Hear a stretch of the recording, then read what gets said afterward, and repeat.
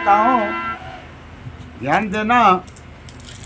वैसे लोग कहते हैं देवी देवता को पूजते हैं या किसी से वर मांगते, वरदान मांगते हैं, तो वरदान मांगना अच्छी बात है, लेकिन वरदान अगर मांगने का तरीका मालूम है तो वरदान मांगिए, और अगर तरीका नहीं मालूम है तो वरदान न मांगो। बस यही भगवान से कहो कि हे प्रभु, जो मेरे लायक हो वो चीज़ हमको दे दो।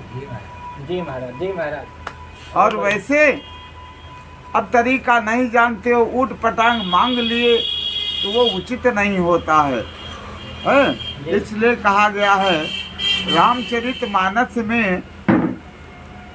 गोस्वामी तुलसीदास जी ने एक दोहा लिखा है, बालकांड में है,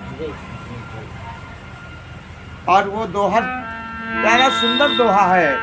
कहा है, बरु मांगन बरसन गई, बरु ही ने बरु दीने।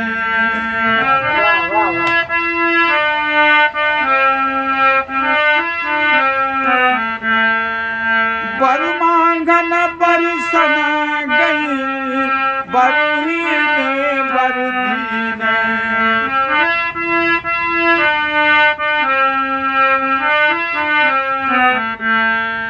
अब बरही से विधवा भई, काह विधाता कीने।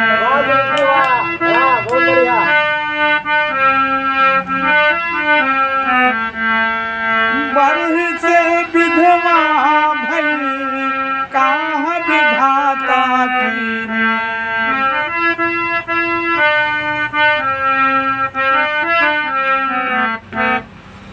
बर मांगन बरसन गई, अब बरही ने बर दीन। अब बरही से विधवा भई, काह विधाता कीन। बरु कहते हैं वरदान को, बरु कहते हैं वरदान को, और बरु कहते हैं दूल्हा को। जैसे लोग कहने लगते हैं, अरे बिटिया बहन सयान हो गया, विका घर बर देख ले, कौन ढंग का बिहाव कह दो, तो बर कहते हैं दुल्हा के यहाँ, अब बर कहते हैं वरदान के यहाँ। अब बर मांगन बरसन गई, वरदान मांगे दुल्हा ते नहीं गई। बर मांगे बरसन गई, बर कहते दुल्हा क्या, तो वरदान मांगे दुल्हा ते नहीं गई, और दुल्हा वरदान देश। बर मांगन बरसन गई, बरही ने बरदीन। जब दुल्हा ने अपने वरदान मांगे, दुल्हा वरदान देश, तो बरही से विधवा भई।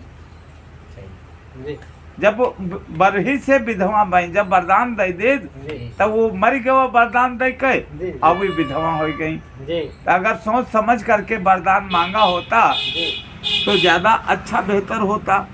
अब जब उनको तरीका नहीं मालूम है, कुछ घुमा फिरा करके वरदान मांगा होता, तो इस हिसाब से अगर वरदान मांगने का तरीका नहीं मालूम है तो वरदान ना मांगो तो अच्छी बात। प्रेम से बोलिए सतगुरुदेव भगवान की जय।